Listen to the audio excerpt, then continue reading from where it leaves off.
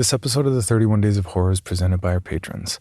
Patrons like Twinkie, Ethan McKay, Alexis Hector, Brody McDougall, Paul Broad, Bradley Caton Anderson, Dominique Niedenbach, Amy Lotzberg, Holly Andrew, Tyler Tigno, Joe A. Villarreal, and my name is C. Not only do our patrons get early access during these 31 Days of Horror, but at certain reward tiers they're also getting bonus episodes all the while. Check out the reward tiers at patreon.com/creepypod.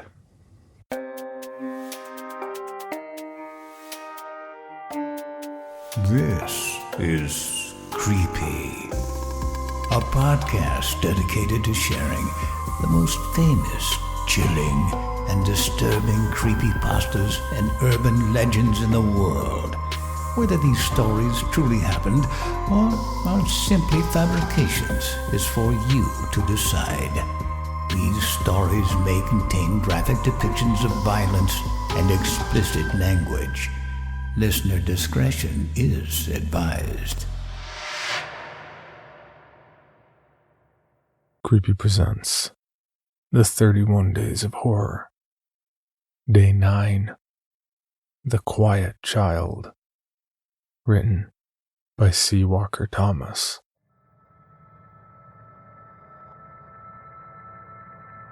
I'm told you'd like to meet the quiet child. Well, I'd firmly advise against it. You may believe you can handle what she's offered to reveal, but I promise you are not strong enough. No mortal is. Oh, I don't blame you for being tempted. After all, you may well reason that you, like all people, could benefit from learning profound truths about your character and your place in the universe. It seems rational on its face.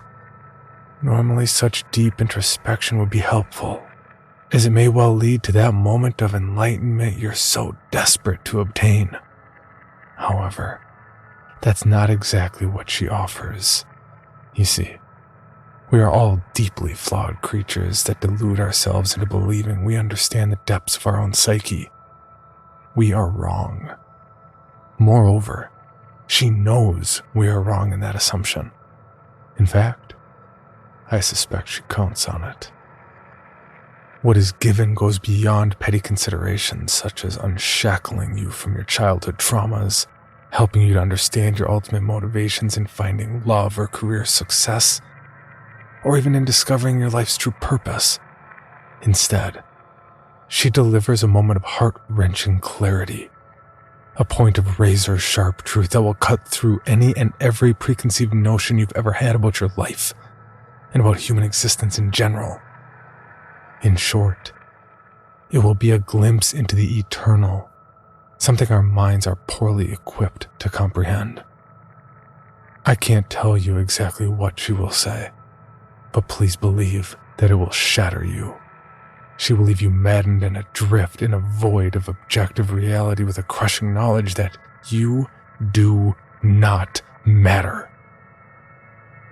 Are you still willing to find her at the risk of staring down that fate?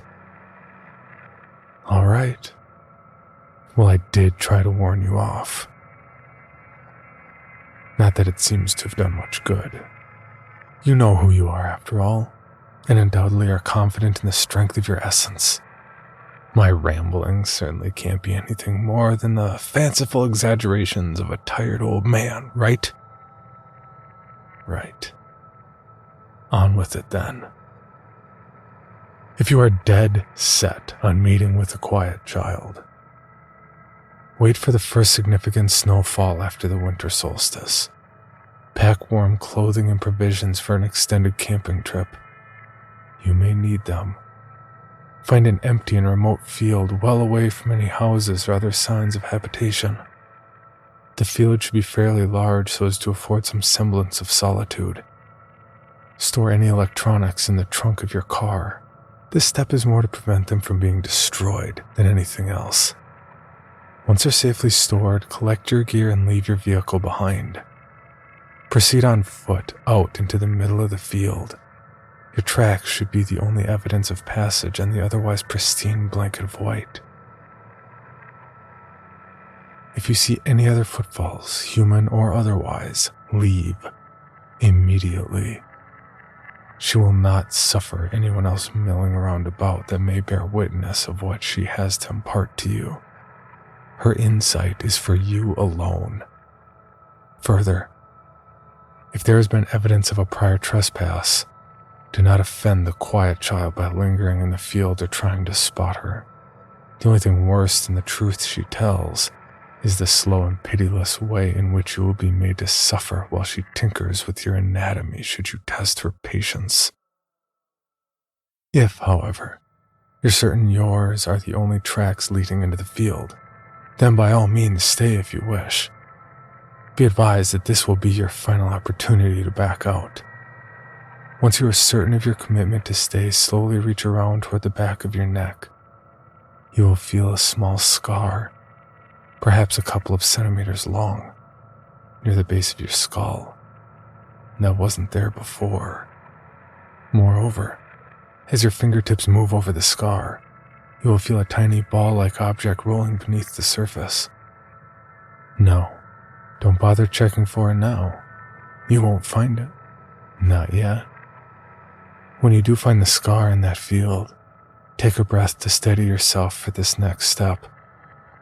If you have a length of cord or wood in your pack, bite down on it hard. Once you're ready to proceed, locate the object under the scar and press down upon it firmly. A silent pulse will quake your frame and ripple outward. A sort of silent thunder. The pain will be excruciating, but you must not cry out. Your reaction to this test of fortitude will be closely observed. For what it's worth, the agony will pass in about 30 or 40 seconds, although I doubt that will be of much comfort in the moment. When the pain abates and your wits return, I would suggest taking that moment to look up at the sky. If it's a cloudless night, the stars themselves will appear to flare and scintillate more obviously in that moment. Take it as a sign that you are on the path. However, if clouds or fog obscure your view, you may have no such assurance, I'm afraid. Your next task will be to turn and take exactly 12 northerly steps. I hope you'll have remembered to pack a compass. Be mindful of those steps. A miscount here will take you off course into realms unfathomable. Or at least, that's what I've been told. As you walk, strange shadows will appear in your periphery, and you will quite likely hear crunching footsteps in the snow all about you. It is vital that you do not seek their source. Some horrors are not worth bearing witness to. These are they who have tried and failed before you. Twisted abominations that will gleefully fall upon you should you err in some way. Focus instead on your feet and ensure you proceed as directed. Upon reaching the correct spot, an eerie quiet should be noticeable, as though all the world around you is holding its breath. The phantoms will fall still, and any sounds from the wind or distant birds will be conspicuously absent. It will feel like nothing so much as a dead world. It isn't. You'll still be very much alive. The world around you, however, will simply have retreated and gone to ground. Regret your decision to follow the path at that point if you like, but there's no stepping off it once the journey has been undertaken. While still on the spot where your 12th step fell, turn toward the east and sit in the snow.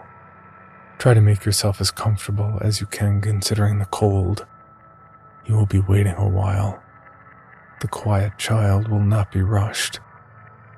Whether it will be a matter of hours or days, I can make no promise. I can say with some degree of certainty that she will most likely come in the night. I've heard rumor that she prefers the crisp and quiet hours under the full moon, but you should be prepared to welcome her whenever she chooses to come. When she does deign to appear, you won't see her trudging through the snow from a ways off. Any notion that you'll see her coming and have a final few moments to steady your nerves is faulty. Rather, you'll begin to feel a sharp numbing cold swell up from the pit of your stomach. bringing with it a persistent nausea. It is not a common sense of dread so much as a sort of primal knowing, a gift of evolution, I suppose, left over from ages past where such meetings must have been more common. The icy pit will pulse and stab, and you'll find your resolve failing you with a quickness. No matter what your fear-soaked primate mind tells you, you must not run. That is essential. It will be far too late by that point for it to do you any good anyway. I needn't remind you just how poorly it will go should you decide to bolt, do I? Good. As I mentioned before, she expects to be welcomed. Running would just be seen as a vulgar offense, and I'm afraid you wouldn't enjoy the consequences of that choice. Let the cold and nausea ebb and flow as it will. It may help to close your eyes, but I can't say for certain. Either way, you won't see her approach. It's possible that you may see odd lights in the trees, or stars that dance and sway out of step with the functions of reality, but it is not a certainty. You may hear odd sounds or see shadows ripple and bend contrary to their nature. At some point, you will all once become aware of her sitting near you, watching you with a preternatural intensity. Her overly large eyes will be open wide, and you will never see her blink. Also, for a glimmer of a moment, you may see them flicker into an inkwell black, a glossy void containing pale starburst irises inset way down deep. Everything I know and have seen suggests the change will be fleeting, but the quiet child will do as she wills. Try not to be unnerved. To treat a guest with such rudeness is an unforgivable sin. It will also be apparent that she is altogether underdressed for the weather. She will appear as a porcelain-skinned waif in a faded ashen dress that feels off somehow in its design, as though it were only an approximation of what a little girl should wear. Her small hands will be folded tightly into her lap, with her fingers folded under. Those hands will frighten you, though you'll not quite remember why. It will seem as though you should recall something about their unnatural shape and deft movements. That thought will dance about in the far reaches of your consciousness, but try as you might, you will not be successful in dragging that wisp of a memory into the full light of recollection. Don't worry, it will soon fade entirely and trouble you no further. Despite that nagging distraction, the most disturbing feature you'll note will likely be her tightly pressed lips, thin, blackened, and severe as they are. I sincerely pray she never opens her mouth in your presence. It has been said that all truth will come spilling out in a torrent, and that all the fallen aeons in hell's realm will conspire together to keep her delicate lips sealed, in fear of the devastation that will be wrought by her unfettered truth. I don't know that I believe those legends, mind you, but I am cowardly enough that I would not want them tested. Suffice it to say, she has means of communication beyond speech which allow her to be more selective in her delivery. Take only a few moments to observe her form. As I said, the quiet child expects to be welcomed properly, not leered at. Turn toward her and thank her for meeting you as warmly as you are able. You would also be well advised to ask if she has traveled well. I don't know that your phrasing is all that important. She seems more concerned with intention rather than pretty words.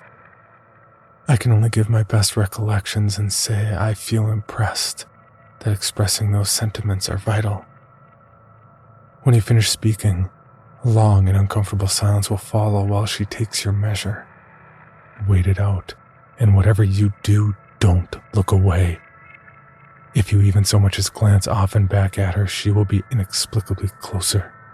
I'm not sure about her intentions in that scenario, but I don't want to imagine what would happen if she were to reach you while you look away.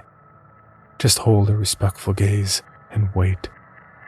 At some point, A vague whisper or buzz will begin rattling around in the back of your mind. A probing presence in your most inner intellectual space will gradually assert itself. And it will be the most invasive and terrifying experience of your life. The human mind has no frame of reference for that sort of intrusion. No matter what horrors we may face, our thoughts are inherently private and inviolate. Not so in communing with the quiet child. Every firm conviction, embarrassing failure, private interlude, and wicked act will be laid out before her. Now, normally, that sort of transparent vulnerability would be utterly mortifying. To have another know literally everything seems to fulfill the very definition of hell to me. However, what may be worse still is that you will find the sum total of your life's experience to be so completely and utterly uninteresting. Oh, sure, you may take some sense of moral absolution away as she glosses over your sins, but your greatest accomplishments will also be discarded just as easily. What may once have brought a sense of pride will now feel small, unimportant, trivial even. To say you will feel deflated in that moment is an extraordinary understatement. You likely won't have much time to sit with that new perspective on yourself, though. The whispers in the back of your mind will start to coalesce in a more direct and understandable message. Words, memory fragments, and foreign images will all be weaved together as a quiet child starts addressing you directly. It won't be a simple narrative as you may expect. Not exactly. Rather, all of those components will blend and twist about in your mind to deliver the overall message. Elements will be recalled from your past and mixed with things you've never before heard or witnessed. The overall effect will be incredibly disorienting while still somehow maintain a logical thread throughout. The main thrust of the message will feel entirely foreign while being dressed upon in the most intimate and familiar terms to you. As I said, I can't know now what she will tell you. I can't know if the revelations will destroy your mind or if you will even survive the encounter at all. I can only say that it will be a horror and a wonder beyond description. Your understanding of the universe will be unfolded in ways you can't begin to conceive from your limited linear mortal perspective. In fact, from my experience, I can promise you won't be able to retain it at all, even if you do come out of the experience reasonably intact. I suppose it's obvious by now that I once sat where you are, being warned off from running down this path. I remember being so sure that the warning was overstated. If only I had listened. No matter. I can't change what was done. All I can do now is tell you the rest in hopes that some part of it, any part of it, will resonate with you and divert your course. Although, I suspect I'm only making the whole of this all the more attractive by adding an element of dangerous foreboding. You're right. You're right. Enough of that now. Even if you were somehow coherent or capable of any conscious thought after receiving her gift, you would never see her leave. Just as she arrived, she will all at once be gone and you will find yourself in your car with no recollection of how you got there. Moreover, upon checking you will discover significantly more time has passed during the encounter than you might have thought. In fact, if you're in the habit of wearing a watch, it will now appear out of sync. Now that may be a matter of minutes or hours, but it's not impossible that you will have lost track of a couple of days. Regardless of how much time has passed, if you reach that point, you are out of immediate danger. Congratulations ahead of time for what little it's worth. I have to warn you, though, that the cold dread will still grip you even though you made it to the other side. It takes a good long time to recover from that sort of primeval encounter. I don't know if that will ever really leave you. Not completely, anyway. In my weakest moments, I still feel that fear all these years later. I suppose that's part of the price to be paid. As though that weren't enough, though.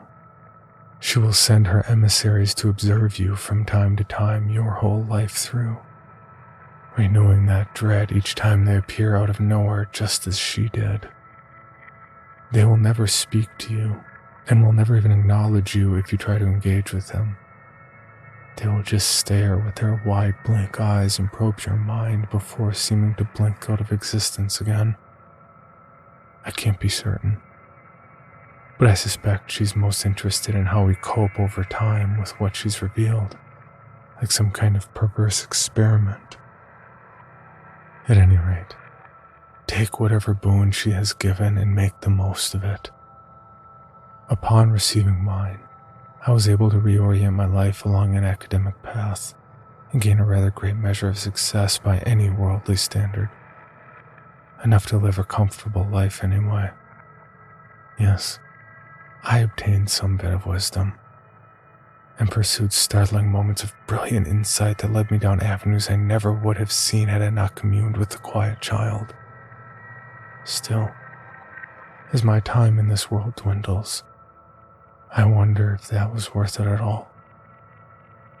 No matter my success, the ultimate realization of my place in this universe has robbed me of any ability to truly appreciate and revel in it. I've seen pictures of myself at those points of triumph, and even though I may be smiling, my eyes in those photos always betray a hollow vacancy.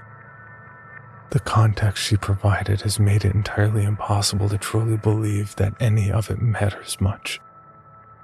Further, in all my days since meeting her, even the simplest pleasures of food, drink, and carnality have never registered anything beyond a momentary distraction.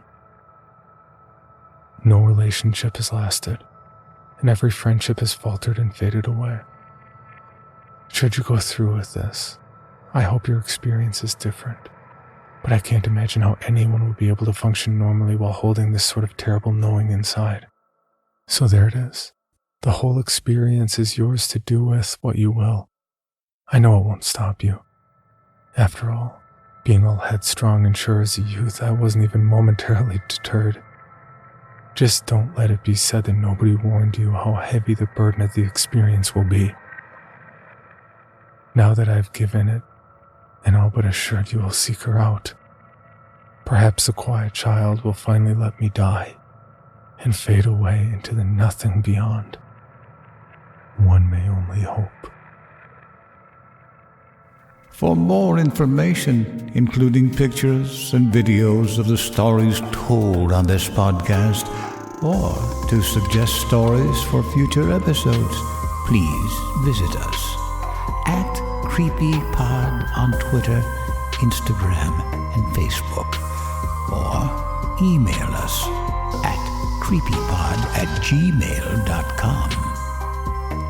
All stories told on this podcast can be found at creepypastawikia.com and are protected by a Creative Commons license. Some rights reserved unless otherwise stated.